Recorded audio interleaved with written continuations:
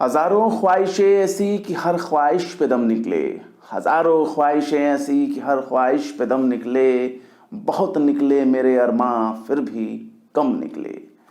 निकलना खुल्द से आदम का सुनते आए हैं लेकिन, निकलना खुल्द से आदम का सुनते आए हैं लेकिन, बहुत बेआबरू होकर तेरे कूचे से हम निकले। जय हिंद दोस्तों, मैं हूं शम्स तबरेज और आप देख रहे हैं टाइम्स मेल। इस वक्त पूरी दुनिया में कच्छे वाली गैंग की चर्चा जोरों शोर से हो रही है। दूसरों के धार्मिक स्थलों पर झंडा फहराने के बाद, मस्जिदों में घुसकर जबरन पूजा पाठ करने के बाद, हथियार लेकर मस्जिदों के सामने कमर हिला हिला कर नाचने के बाद, मुसलमानों के आर्थिक बहिष्कार के ऐलान के बाद, फर्जी राष्ट्रवाद का कच्छा पहनने के बाद, अमन के दुश्मनों के कारनामे से अब अमेरिका वाले भी थर थर कांप रहे हैं। एक तरफ पूरी दुनिया में हमारे मोदी जी का डंका बज रहा है। अमेरिका, रूस, चीन, पाकिस्तान, बांग्लादेश, अरब और पश्चिम के तमाम देश मोदी जी का जलवा देखकर सिर झुकाए खड़े हैं। तो वहीं दूसरी तरफ अमेरिका में धर्म के नाम पर आग उगलने वाले अंधभक्तों की लंका में आग लगी हुई है, क्योंकि अमेरिका ने इन लोगों की कान पकड़कर ऐसा कारनामा कर दिखाया है जिसके बाद कच्छे से धुआं निकलने लगा है। एक तरफ बड़े बड़े देशों के बड़े बड़े नेता हमारे मोदी जी से हाथ मिलाने के लिए तरस रहे हैं, तो वहीं अमेरिका वाले नेताओं से हमारे मोदी जी की यारी पूरी दुनिया में मशहूर है। सबको मालूम है कि हमारे मोदी जी अमेरिका के बड़े बड़े नेताओं से तू तड़ाक में बात किया करते हैं। सबको मालूम है कि अमेरिका वाले नेताओं से हमारे मोदी जी किस कदर लिपट लिपट कर फोटो खिंचवाया करते हैं। कई देश तो हमारे मोदी जी के साथ फोटो खिंचवाने के लिए तरस रहे हैं, लेकिन अमेरिका ने अपने एक कारनामे से सबको हैरान कर दिया है। खासकर कच्छे वाली गैंग की हालत बिल्कुल पतली हो गई है। अमेरिका ने सीधे तौर पर मजहब की आड़ में आग उगलने वाले संघियों और उनके चेले चपाटियों पर बहुत बड़ा एक्शन ले लिया है। ये वो लोग हैं जिनकी वजह से भारत पूरी दुनिया में बदनाम हो रहा है। ये वो लोग हैं जिनकी करतूत की वजह से अल्पसंख्यक समुदाय परेशान है। ये वो लोग हैं जो कमजोरों के खिलाफ बहुसंख्यक आबादी को भड़काने की पुरजोर कोशिश करते हैं। ये वो लोग हैं जिनके सिर पर केवल धर्म का नशा चढ़ा होता है। ये वो लोग हैं जिनको मेहनत करना रास नहीं आता, जो धर्म के नाम पर पैसे कमाते हैं, उसी से अपना खर्चा चलाते हैं। ये वो लोग हैं जो भारत के कमजोर और कम तादाद वाले नागरिकों के खिलाफ एजेंडा चलाते हैं। अमेरिका ने आरएसएस समेत 60 हिंदूवादी संगठनों को आतंक का समर्थक करार देते हुए बहुत बड़ा एक्शन ले लिया है और इसके फंडिंग की जांच के आदेश दिए हैं, जिसके बाद इन हिंदूवादी संगठनों ने इस कदम को हिंदू विरोधी करार दिया है। जबकि इन्हीं संगठनों ने अपने वाहियात हरकतों की वजह से हिंदुओं को बदनाम करने का काम किया है और अब अपने खिलाफ उठने वाली आवाज को ये लोग हिंदू विरोधी करार दे रहे हैं। ये वही लोग हैं जो राष्ट्रवाद और देशभक्ति के नाम पर दूसरों को बड़े बड़े प्रवचन देते हैं। अब इन्हीं संगठनों को अमेरिका में आतंकवादी और आतंकवादियों के समर्थक के तौर पर देखा जा रहा है।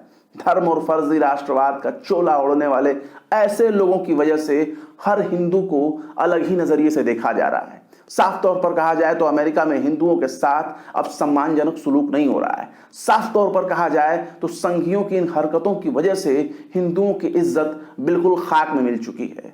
इन संगठनों की मूर्खता का लेवल इतना ऊंचा है कि इन्होंने 15 अगस्त यानी भारत की आजादी के मौके पर अमेरिका में बुलडोजर परेड निकाल रहे थे, जिस पर उत्तर प्रदेश के मुख्यमंत्री योगी आदित्यनाथ की फोटो लगी हुई थी और बुलडोजर में लिखे हुए पोस्टर पर लिखा हुआ था बाबा बुलडोजर वाले। इन संगठनों को अब अमेरिका में नफरत फैलाने वाले संगठन के तौर पर देखा जा रहा है और इनको एक नफरती संगठन के तौर पर पहचान मिल चुकी है। दरअसल अमेरिका के न्यू जर्सी में हाल ही में टीएन डेमोक्रेटिक म्युनिसिपल कमेटी यानी टीडीएमसी ने हिंदू संगठनों के खिलाफ एक प्रस्ताव पारित किया है। इस प्रस्ताव में विश्व हिंदू परिषद, सेवा इंटरनेशनल, हिंदू स्वयंसेवक संघ समेत 60 संगठनों पर आतंकवाद को बढ़ावा देने का इल्जाम लगाया गया है। आप सोचते होंगे कि हिंदू स्वयंसेवक संघ क्या है। दरअसल विदेश में आरएसएस का नाम हिंदू स्वयंसेवक संघ है। अब समझ गए आप।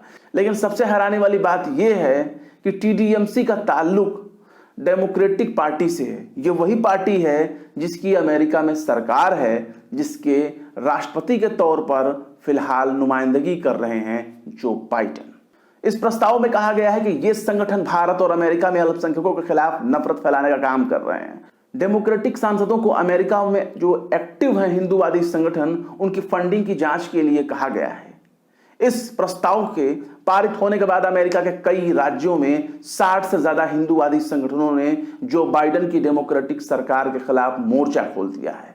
खासकर कैलिफोर्निया और न्यू जर्सी में डेमोक्रेटिक पार्टी की सरकार के खिलाफ विरोध शुरू हो गया है। अमेरिका में पिछले 2 महीनों से कुछ ऐसी घटनाएं सामने आई हैं जिसमें हिंदुओं के खिलाफ नफरत फैलाने के मामले को देखा गया है।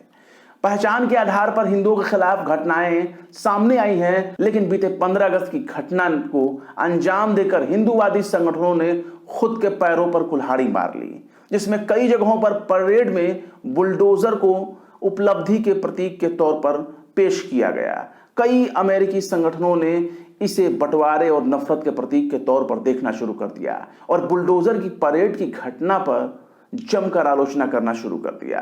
बुलडोजर की घटना हिंदूवादी संगठनों के लिए आ बैल मुझे मार वाली घटना साबित हो गई। अमेरिका के हिंदूवादी संगठनों का कहना है कि इस प्रस्ताव में हिंदू संगठनों के बारे में बहुत ही आपत्तिजनक बातें की गई हैं, जबकि इस प्रस्ताव को पेश करते वक्त हिंदू संगठनों को अपनी बात रखने का मौका भी नहीं मिला। यानी बिना हिंदूवादी संगठनों का पक्ष सुने ही प्रस्ताव को पारित कर दिया गया। वाकई ये तो बहुत बड़ी ज्यादती हो गई इन भक्तों के साथ। वैसे भी अगर कायदे से देखा जाए तो हिंदूवादी संगठन इस मामले में क्या बोलेंगे? क्या वो यही बोलेंगे कि बुलडोजर के जरिए हम मुगलों को सबक सिखा रहे हैं, या फिर उन लोगों की इमारतें जमींदोज कर रहे हैं जिनकी धार्मिक पहचान दूसरों से अलग है? क्या ये संगठन ये कहेंगे कि हमें उन लोगों से बहुत प्यार है जो हरिद्वार के धर्म संसद में अल्पसंख्यकों के नरसंहार की बात करते हैं? क्या ये संगठन ये बात कहेंगे कि उन लोगों को परेशान करना बहुत ही पुण्य का काम है जिनसे वो खुलकर सरेआम नफरत करते हैं और दिल खोलकर नफरत बोने का काम करते हैं? और तो और इन संगठनों की बेहयाई तो देखिए, एकदम थिथराई पर उतर आए हैं। कह रहे हैं कि प्रस्ताव एक तरफा सोच के तहत पारित किया गया है, जो कि नैतिक रूप से गलत है। हिंदू संगठन कह रहे हैं कि इससे अमेरिका में रहने वाले हिंदुओं की छवि खराब हुई है और ये हमें बदनाम करने की साजिश है। याद रखिए, साजिश है। जो संगठन कल तक चिल्ला रहे थे कि भारत में हिंदू बहुत खतरे में है, हिंदू खतरे में है, हिंदू खतरे में है, अब वही लोग बहुत ही मासूमियत से यही नारा लगा रहे हैं कि अमेरिका में भी हिंदू खतरे में है, जबकि खतरे में ना तो हिंदू है और ना ही हिंदू धर्म।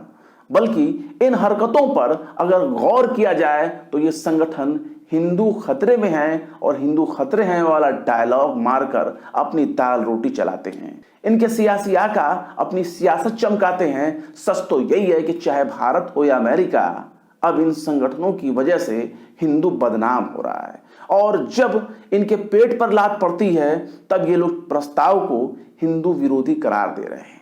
अब यही संगठन कह रहे हैं कि हमें बदनाम करने की साजिश है, और तो और ये भी कह रहे हैं कि कोई भी अगर शांतिपूर्ण समुदाय पर बदनीयती से इल्जाम लगाता है तो उससे भी इसका अंजाम भुगतना होगा। न्यू जर्सी में डेमोक्रेटिक पार्टी की स्टेट यूनिट के प्रवक्ता के हवाले से बताया है कि डेमोक्रेटिक पार्टी का मूलभूत लक्ष्य लोगों को साथ लाना है, उन्हें बांटना नहीं है। हिंदू विरोधी प्रस्ताव इस लक्ष्य के खिलाफ है। लेकिन डेमोक्रेटिक पार्टी के स्टेट यूनिट के प्रवक्ता की बात पर अगर गौर करें तो वो नफरत और कट्टरता का जिक्र कर रहे हैं। हालांकि ये कोई पहली बार नहीं है जब अमेरिका में इन संगठनों की घनघोर बेइज्जती हुई हो, बल्कि साल 2018 में अमेरिकी खुफिया एजेंसी CIA ने VSP और बजरंग दल को धार्मिक आतंकी संगठन करार दिया था। लेकिन इस बार तो अमेरिका ने बिल्कुल हद ही पार कर दी। 60 से ज्यादा हिंदू संगठनों के खिलाफ प्रस्ताव ने कच्छे में एकदम आग लगा दी। लेकिन नफरत के सौदागरों ने केवल नफरत फैलाना ही सीखा है, फिर चाहे भारत हो या फिर अमेरिका। ये लोग अपनी आदत से कभी बाज नहीं आ सकते। बहरहाल चलते चलते आखिर में अहमद फराज ने भी क्या खूब फरमाया है, इन बारिशों में दोस्ती अच्छी नहीं फराज, इन बारिशों में दोस्ती अच्छी नहीं फराज, कच्चा तेरा मकान है कुछ तो ख्याल कर।